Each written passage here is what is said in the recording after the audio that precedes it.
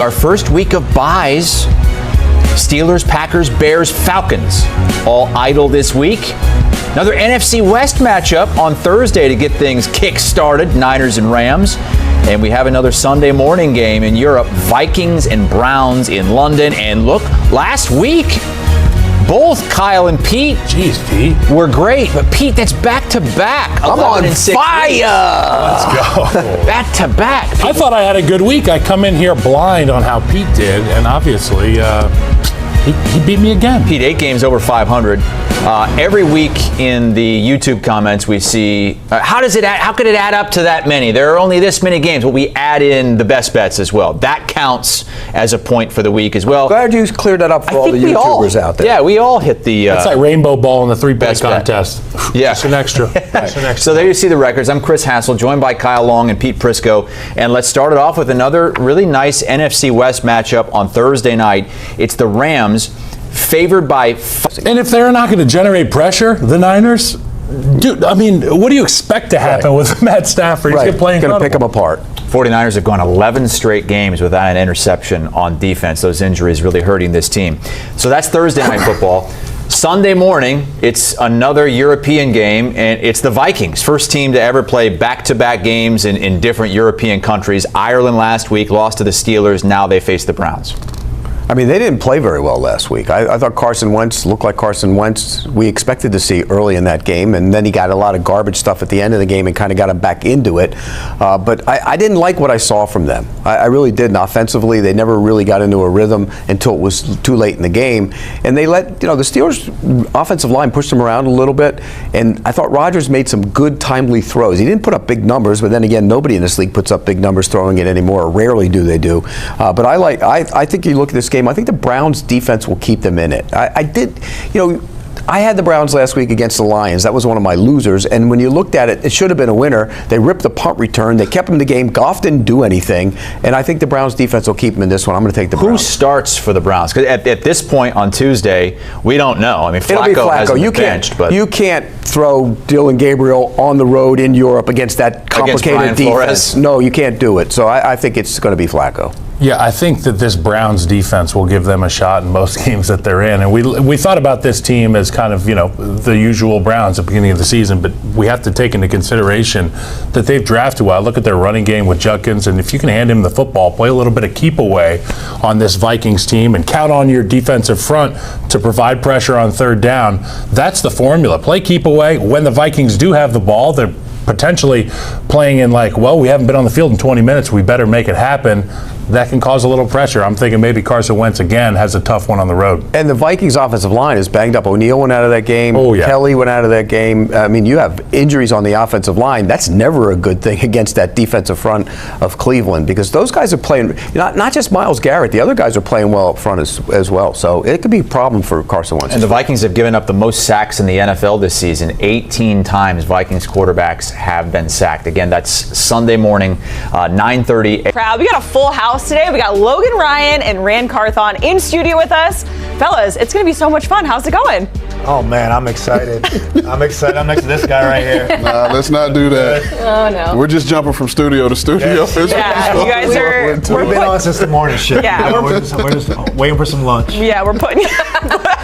putting y'all to work. Yeah, we can try to get the lunch. We'll see what we can do on that. And in the meantime, week 4, about to put a bow on it. We have not one, but 2 Monday Night Football games to look forward to. Jets, Dolphins, both of those squads looking for their first win of the season. And then, of course, the Broncos and the Bengals as well, Emily. Yeah, we're about a month into the season, so it seems like a good time to take stock. Most teams, as you said, have played 4 games, but we have some more action tonight. Let's start, though, by giving out some grades, and we're going to go to the NFC North. And first, remind you of what happened in week 4. We had it all, really. We had wins for the Lions and Bears, a loss for the Vikings in Dublin, and a tie that everybody loves last night for the Packers against the Cowboys. And thanks to that tie, the NFC North standings, they don't look very clean, guys. My type A brain hates that extra little 1 there, but the Lions are on top at 3-1. That loss came in the division to the Packers, though. Packers with that tie are second. Vikings and Bears both 500 in this early season. So, consistency with the Lions. I mean, they're 30-8 in the last 3 seasons, which is the best in the NFL over that span because, like you said, Logan, they brought back a lot of that talent that's been having success. When we look at teams week 1, maybe not who we thought they were, how about the Vikings? They're 2-2. They got that division win against the Bears week 1, but since then, obviously playing with a backup quarterback. So overall, looking at these 4 games, what's the grade? I have the Vikings at a C+. And obviously it's a tick below the other 2 teams. This is a really tough division they're playing in now. These are all should be very good teams. And the reality is the quarterback position and the quarterback play. And obviously we saw J.J. McCarthy on that Monday Night Football. They decided to move on from Sam Darnold, who's looking like a pretty good quarterback. They decided to not bring in Aaron Rodgers, right? They decided to go with J.J. McCarthy. He got you a win, then he got hurt, right? Then you go with Carson Wentz, and you're going to get the ebbs and flows of a Carson Wentz experience. And it's going to be some highlights and some lowlights all in one. And that's what they got right now. They're 2-2 with a good roster. And I get maybe you don't want to pay the quarterback position because you want to keep the roster well around them, but you got to win games. I mean, this is a Super Bowl roster that they have, and you got to get the quarterback position right in the window. I don't fully agree with walking off of Sam Darnold. I know they did, and now they got to live with that. And this is an average start, as you're going to get. A C+ is an average grade in my opinion, and that's what the Minnesota Vikings have. And I went a tick lower with a C-, and a lot for me was based on the quarterback position. And I know their belief in J.J. McCarthy, and he was able to will them to the win early, but like you said, he got hurt. But I think when he returns, there's still going to be more questions than answers, right? And I think that's going to linger all season. And with the way Carson Wentz came in and he played and led him to a victory and almost brought him back, yesterday, that's going to create some conversation there in Minnesota as to who gives us the best chance to win. Really? And if that creates the conversation, then that lets me know where we are with the original guy we started the year with. And so for that reason alone, because I'll just say it and be frank, I don't think Carson Wentz is the answer. And if there's a question of whether he is or not, to me kind of lets you know where you are, and I'm going to go with a C-. Okay, and we have no A's so far. I don't probably won't get it. I would say I don't think we're gonna get there in this division because we still got to talk about the Bears. They get the win, kind of a heart attack, a comeback, if you will. Caleb Williams really struggled against the Raiders, and the fourth quarter was very good for him, but the defense really showed up. They had 4 turnovers. Ran, what is the grade here for the Bears? Because it's certainly very different. Bears are on a bye this week, which is kind of surprising. Very early bye, so makes that second half of the season, couldn't even call it a half at this point, a little challenging. But we do have some games to look forward to this weekend in the NFC North. Packers also on a bye. We've got Vikings Browns in London on Sunday morning and Lions Bengals on Sunday afternoon. Gabriel, 176.5 passing yards. I'm going to go under slightly. I think, listen, the good thing about when you have no tape is defenses don't know how to prepare for you, don't know what the offense is going to look like. But that's a lot to ask of a young quarterback. I think he goes less. Can we not lean on Cam Schlittler from last night and know that these rookies can do amazing things in their big spots? I believe Dylan Gabriel's going to be okay. I'm inspired by all these rookie quarterbacks. I think Dylan Gabriel's going to do just fine. One plays for the Yankees, one plays for the Browns. Fair enough. Here's the recap. A couple overs and under when it comes to Dylan Gabriel. If you like these plays, we parlayed them together at ESPN Bet Sportsbook app. Look for the more or less featured parlay on the homepage and in the parlay lounge. Let's drill down on this matchup, Minnesota and Cleveland. Harry Douglas, Dylan Gabriel. You see him being able to hold on to the job throughout the duration of the season? I do. Number one, I love the simple fact that the Cleveland Browns made this change. They looked over at the New York Giants and said, man, that young quarterback Jackson Dart brings a different energy, a different aura to this organization. Let us make a quarterback change. But Dylan Gabriel, he throws with anticipation. He understands the offense, has a great grasp of what Kevin Stefanski wants to do. And at the same time, this young man played 6 years of collegiate football. He understands the game at a high level. He's very cerebral. I believe in Dylan Gabriel that he's going to be able to get it done for the Cleveland Browns this weekend across the pond. Bart, agree or disagree?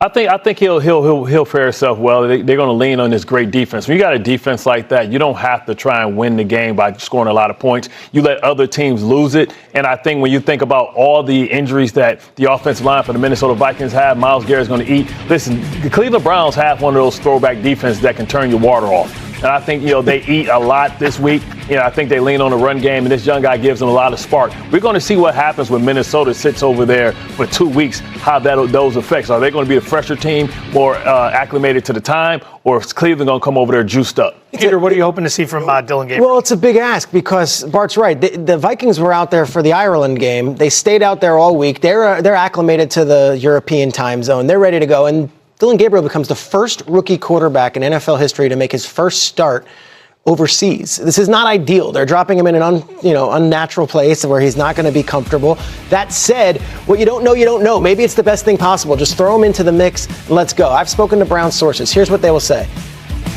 This guy is mobile. He can move. That was something that wasn't really there with Flacco. And if Flacco's the 41-year-old veteran quarterback, what you're asking Flacco to do is limit the turnovers. Don't kill us. Well, Flacco threw 3 picks last week. So at this point, let's give Dylan Gabriel a shot. To Harry's point, 64 collegiate starts. He's seen it at all different levels. He's seen it at multiple schools. This is the kind of guy that might be ready for this ask because it is a big, tall mountain with all the things going up against him. So let me say this really quick. One of the things that I love about Dylan Gabriel, that's one of his strengths, he doesn't hold on to the football. He gets the football out quick. His offense, when he was at Oklahoma, when he was at Oregon, was all predicated on getting the ball out quickly, timing routes, and being precision in the pass game. And I love the location of his passes that gives his receivers and tight ends opportunity for yards after the catch, too. I think the Browns plus 3.5 is the play here. Yeah. There's 2 things you want to focus on. Number one, Joe Flacco.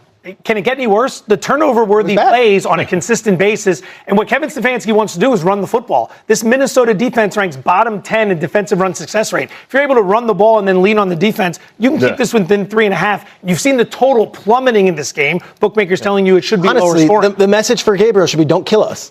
Don't kill us. And I don't think he will. And did the shoe fall off of Carson Wentz's foot yesterday when you talk about the 2 interceptions and 6 sacks? Is he going to start seeing ghosts again and turn back to who he used to be before we saw him this year? Oh, that Minnesota offensive line is banged up. He's going to be under duress, betting on an interception as well. Probably a good play. Set alert.